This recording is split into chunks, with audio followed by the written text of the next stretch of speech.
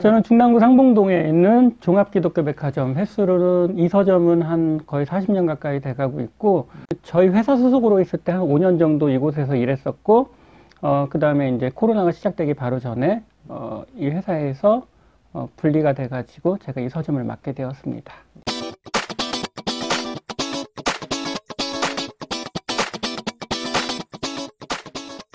직장을 구하고 있을 때 기도를 했죠. 내가 주일날은 주일 성수를 하고 싶은데 뭐 가진 기술도 없고 이제 막 군대 갔다 와서 뭐 할 게 없으니까 나 주일만 지키면 되는 일을 갖게 해달라고 기도를 하고 이제 면접을 보러 간 거죠. 그게 이제 이 기독교 책들을 유통하는 이제 회사였는데 거기서 이제 같이 일해보자고 그래가지고 시작했고 그 유통회사가 서점을 갖고 있더라고요. 이런 서점이었던 거죠. 예, 그래서 뭐 처음에는 관리부에서 이제 책 이제 박스 나르고 책을 내보내고 그런 일을 하다가 영업부도 하고 그리고 다시 또 서점으로 또 일을 맡게 돼가지고 학생 때 기독교 서점에서 일하게 해달라고. 왜냐면 우리 때 그게 엄청 뭐랄까 로망이었거든요. 다들 예, 80년대 90년대 다들 기독교 백화점 사장이 되고 싶어하는 예. 그랬는데 그때 한 6개월인가 나도 그거 하고 싶다고 기도했었는데 어느 날 일이 힘들어가지고 하나님 앞에 투덜댔더니 야, 너 옛날에 그거 하고 싶지 않았어? 그래서 제가 생각해보니까 꿈에도 꾸지 않았던 기독교 서점에서 제가 일을 하고 있는 거예요. 그것도 뭐 대리, 뭐 과장 직책을 달고 그래서 되게 신기했죠. 이게 총신대학교죠. 네. 거기서 한 10년 조금 넘게 이제 군내서점. 거기는 이제 학교에서부터 위탁을 받고 저희 회사에서 이제 관리를 하던 건데 그렇게 10년 조금 넘는 시간들을 있다가 이제 저희 대표님한테 이제 좀 우리가 이제 좀 철수할 때가 된 것 같습니다. 이제 그랬더니 저희 대표님께서 네가 서점을 하고 싶지 않았냐. 근데 나는 또 원래 하는 일이 유통이고 그렇기 때문에 좀 더 내가 이 마무리를 이제 잘 하려면은 여기에서 집중해야 될 것 같은데 네가 서점을 맡아 해보면 어떻겠냐. 이제 그래가지고 고민을 하다가 그러면 뭐 여기가 이제 제가 총각 때도 일했었고 학교에 있으면서도 이제 오며 가며 계속 일을 했기 때문에 여기 오시는 손님들도 다 알고 교회도 알고 그랬거든요. 예, 그러니까 전혀 낯선 곳도 아니고 그래서 그러면 제가 하겠습니다. 그랬죠. 제가 이제 인수하기 코로나 바로 전에 인수하기 전까지는 예, 저희 회사에 소속된 서점이었던 거죠. 예.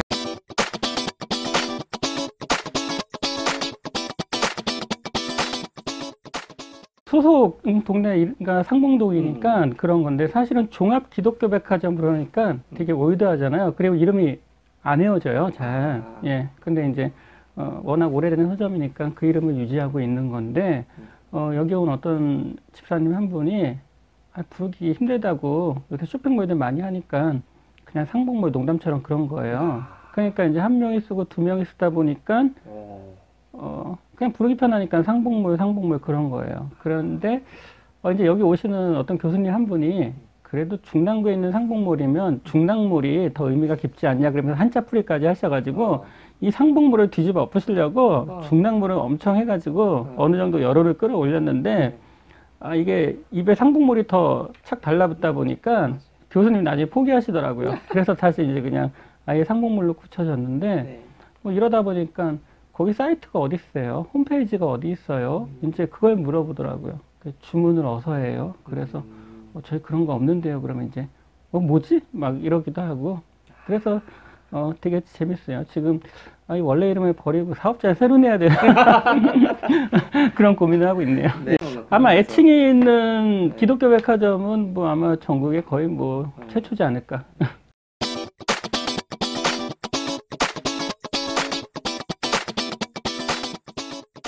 예전에 기억나는 것 중에 하나는 벽에 액자를 사서 1년을 걸어놨다. 집에 영감님이 마음에 안 들어 하신다고 1년 걸어놓은 액자를 바꾸러 온 케이스도 있기도 하고 예. 그런데 이제 사실 제일 힘든 거는 뭐냐면은 이 기독교 쪽에는 예전에 목사님들 신학생들 위한다고 좀 조심스러운 얘기긴 하지만 과도한 할인 예. 그래서 이제 뭐 큰 교회들이나 이제 그런 어떤 서점들이 납품을 하거나 이제 그래야 될 때 딱 얘기가 이거죠. 그래서 너희는 물건을 얼마에 줄 건데 이런 부분들, 그분들 입장에서 보면 도대체 뭐가, 왜 좋은 물건 싸게 사면 뭐 경쟁사에서 좀 좋은데 그러겠지만, 이 물건이 기본적으로 들어오는 가격들이 있고, 거기서 내가 일정 이상의 어떤 금액을 할인하게 되는 순간 그거는 나의 몫이 아닌 다른 사람의 몫을 결국은 취하게 되는 그런 부분들이 있거든요. 근데 그런 게 이제 만연해지면서 최근 지금 국가에서 정한 법으로 한 10% 할인밖에 사실은 안 되고 있는데, 예를 들어 어떤 손님들한테 10% 할인해 드립니다 그러면은 저희를 마치 도둑 취급하는, 그런 분들이 계세요. 그게 말이 되냐고 심지어 그렇게 하기도 하고, 도서정가들 알아도 좀 민감한 얘기인데 나하고 이익이 되느냐 안 되는 순간에 그거는 전혀 다른 별개의 문제가 되는 거예요. 상당히 되게 신선했던 게 있어요. 제가 예를 들어 손님한테 받을 책값이 19,000원인데 손님이 막 22,000원을 보낸다던가, 예를 들어 저는 거기에 택배값을 넣은 거예요. 그럼에도 불구하고 손님은 택배값을 다시 더 붙여갖고 보내기도 하고, 본인은 책 한 권 사시면서 내가 돈을 더 보냈으니까 다른 분한테 이렇게 같이 나눠주시라고, 서점에서 알아서 막 이런 분들도 있고. 그래서 예전에는 이제 뭐 택배를 보낸다던가 이제 물건을 손님들한테 이제 공급할 때 실제 현장에서 만나는 손님들은 물건 언제 들어와요? 빨리 안 보내줘요. 이런 것 때문에 항상 전전긍긍을 했는데, 제가 SNS에서 이제 알게 되면서 만나신 분들, 상당수 분들이 조급해하지도 않고 심지어 물건값이 얼마인지, 당신은 얼마를 할인해 줄 건지 그런 걸 묻지 않고, 그런 걸 보면서 아, 이런 분들도 계시는구나, 그런 걸 많이 봤고, 얼마 전에는 한 교회에 그랬죠. 최소한 내가 기본적인 할인은 해서 드릴 수 있게 해줘라. 내가 미안해서 이거를 어떻게 내가 이 정도나 되는 물량을 어떻게 내가 정가로 책을 공급할 수 있냐. 모르는 사람이어도 10%는 할인해 주는데, 그러니까 제가 제발 10%는 할인해서 드릴 수 있게 해주세요. 막 이런 사정을 하는, 좀처럼 흔하지 않은 얘기죠. 그런 일들도 있고. 그래요. 그래서 지금은 외상대금이 들어왔는데 장부하고 거의 안 맞아요. 막 몇천 원씩 막 더 들어오기도 하고, 막 뭐 29,700원이 뭐 3만 원 들어오고. 그러니까 이제 저희 아내도 이제 물어보다가 이제 그냥 지워버려요. 이제 아니 그냥 냅둬, 물어보지도 마, 막 이러기도 하고. 대신 뭐 그럴 때 있으면 이제 가끔 필요하신 분들에게 이제 또 책으로 보내기도 하고, 그렇게 하고 있어요. 너무 좋...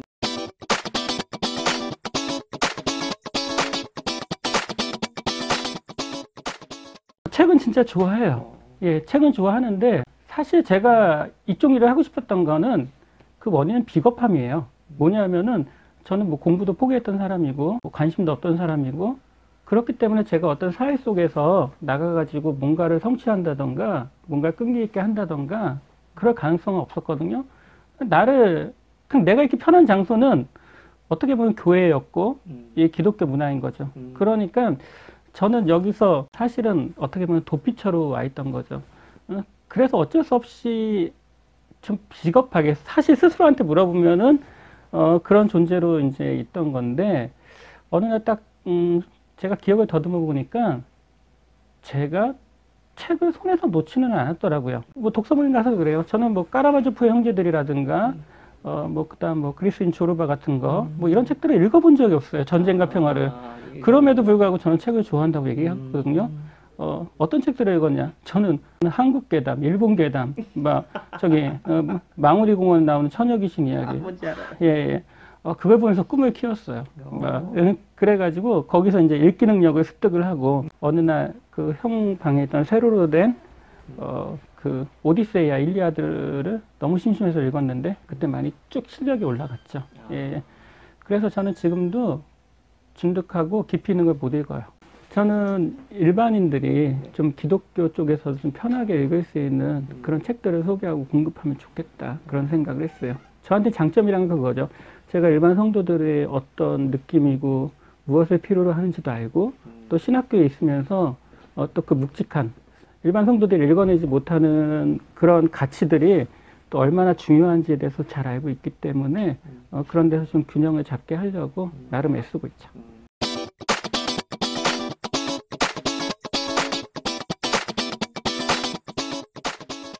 제가 중학교 때 그 홍성사에서 나온 김성일 장로님이라고 땅끝으로 가다, 땅끝에서 오다, 그 시리즈가 있었어요. 지금도 아시는 분들한테 엄청 유명하고 가끔 SNS에 제가 그 사진을 올리면은 다들 동의를 하는데 그 당시에 그 소설의 반향은 엄청났죠. 그 다음에 이제 지금 구하기가 힘든 뭐 장편 소설 중에 홍수 이유라는 책도 있는데 뭐 논란은 되긴 하지만은 그 책 때문에 전국에 있는 교회들의 청소년들이 그 책을 가지고 토론을 하기 시작하고 모여서 읽었고 그 다음에 성경에서 흔히 금기시되던 상상에 대한 날개들을 펼 수 있었고 그리고 이제 그 김성희 장로님이 책 속에는 약간의 그 에로틱한 로맨스들이 많이 나오거든요. 예, 그게 또 청소년들의 이 호기심을 딱 이제 좀 들쑤시기 시작했고 그래가지고 이제 김성희 장로님의 그런 소설들을 읽기 시작했고 그 다음에 이제 소설을 읽다 보니까 너무 저자가 궁금해서 그분들이 쓴 에세이라든가 그런 걸 보면서 그때 엄청 성장했던 것 같아요. 이거는 제 나이 또래나 제 위나 바로 아래 분들은 다 동일하게 경험을 했던 것일 거고 사실은 그 책이 어떤 독서의 세계를 넓혀주는 되게 기폭제가 되었던 거죠. 예.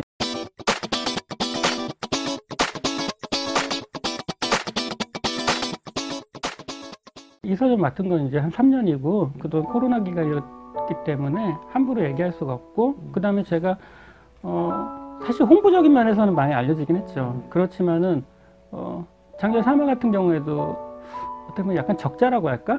다시 코로나 한가운데로 들어온 것 같더라고요. 이 기독교는 특히 한번 이렇게 다운되면 뭐 이렇게 다시 급상승하기가 쉽지가 않아요. 그대로 가게 되거든요. 이쪽에 어떤 시장이라는 거는 그러다 보니까 다른 건 없고 밥만 먹으면 돼요. 밥만 먹으면 되고 밥 먹는다는 게 뭐 진짜 남들 여행 가는 거 뭐 다 가고 그런 게 아니라 그냥 내가 남한테 빚 안 지고 내가 하는 일로 인해 갖고 남을 곤란하게 하지 않고 그러면 그 정도만 되면은 제일 좋고 그런 상황에서 내가 좋아하는 일 할 수 있고 또 내 신앙을 유지하는 일을 할 수 있으면은 제일 좋은 것 같고 그 다음에 서점을 하면서 제가 많이 듣는 얘기 중에 너 홍보 참 잘한다 그런 얘기는 듣는데 제가 만약에 잘한다면은 제 마음속에 첫 번째는 홍보가 아니라는 사실이에요. 괜히 멋있게 보려고 하는 얘기가 아니라 제가 사람들을 만나거나 사람들을 대하거나 할 때 저 사람을 내가 이미지 좋게 만들어서 내 고객으로 만들어야지 그런 생각 추후도 없고요. 제가 뭐 못 팔 거를 파는 게 아닌데 만약에 그 사람이 나를 마음에 들어 하고 본인이 필요가 있을 때 그럼 나를 이용해 주시겠지 그런 뭐 신념이 있다 보니까 사람들 대할 때는 내 고객이다 그런 게 아니라 그냥 친구 같은 그리고 같은 신앙의 동지로서 그렇게 대하고 또 그런 분들이 좀 반응해 주시기도 하고 예. 그래서 저는 사람들이 저한테 쟤 힘들 것 같아서 뭐 책을 사준다거나 용품을 사준다거나 제가 바라는 건 그런 게 아니에요. 뭐 당장 힘드니까 기분은 좋겠지만은 당신께서 나한테 무언가를 샀을 때 그것이 당신의 삶 속에 잘 스며들고 당신의 마음에 스며들어서 당신의 일상과 당신의 삶에 작용이 될 수 있으면 그게 나로서는 더 큰 기쁨이겠다. 예, 그런 생각을 하고 있죠.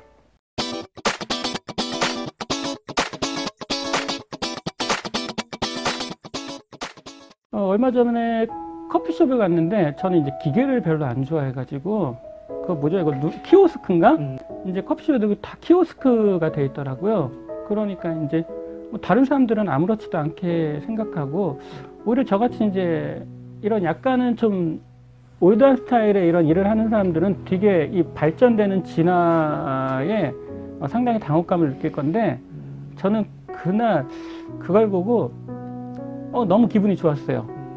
왜냐하면 사람이 앞으로는 사람을 더 그리워하겠구나. 예, 그리고 좀 따뜻하게 모일 수 있는 그런 것이 우리 안에 필요하겠구나. 이제 그런 생각들을 하게 되면서 저는 오히려 이게 기회가 아닐까 그런 생각들을 봤죠. 그래서 저는 그래요. 제 몸이 체력이 버티고 제 몸이 버티는 이상 좀 이 공간을 따뜻하게 만들었으면 좋겠다. 그런 생각. 예. 그러니까 뭐 세련되거나 오면은 뭐 커피 향기가 막 그윽하고 뭐 최고급 원두 커피가 뭐 게이샤니 뭐 이런 게 내리는 그런 게 아니라 진짜 냉수 한 잔 떠놓더라도 그 사람이 내가 잠깐 여기 머물렀다 가고 싶은 그런 서점이 될 수 있게 하는 게 제 목표기는 하고, 사람들이 물어보죠. 하다못해 왜 스마트 스토어도 안 하냐 그러는데, 이제 제가 도전하는 걸 별로 안 좋아하기도 하는 그런 게으름이라든가 소심한 면도 있지만은, 제가 그런 걸 하는 순간에 사람들 오는 게 번거로워요. 물건 빨리 사서 내보내야 돼요. 이 물건 언제 오나. 예. 그러려면은 저는 항상 하는 말이, 그러면 내가 다이소 같은 거를 하거나 이 정도의 서점을 할 거면 내가 천장하우스를 했으면 차라리 돈이라도 벌지. 근데 그러지도 못할 거면서 굳이 내가 이렇게 사람들과 마음을 나누는 게 아닌 그냥 물건 가격 낮춰서 팔고, 그런 거 하려면 내가 굳이 여기까지 와야 되나, 이제 그런 생각을 했거든요. 그래서 일단은 버틸 수 있는 만큼은 그런 거 없이 그냥 매장 자체로 해보려고 하고는 있습니다.